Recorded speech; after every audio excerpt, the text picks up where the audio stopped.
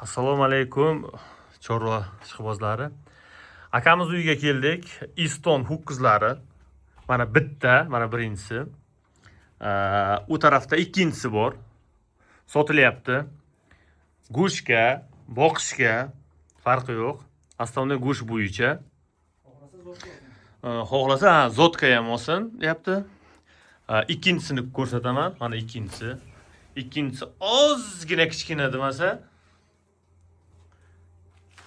Mana ikkinchisi orqalari. Narxi qiziq bo'lyapti. Narxi ho'kizlar normal boqilgan. Yaltirab turibdi ikovi. Ikoviga 100 million so'rayapti. Yana savdochasi bor, kichkinagina. Bemalol telefon qilavering. Xohlasangiz adenliga gaplashib oling telefon qilib, xohlasangiz bitta joyga ikovini ham olavering. Manzil bu Samarqand Pazdarg'om tumani O'rta Charxin mahallasida. Pastga telefon raqamini qo'yaman. Bemalol telefon qilavering.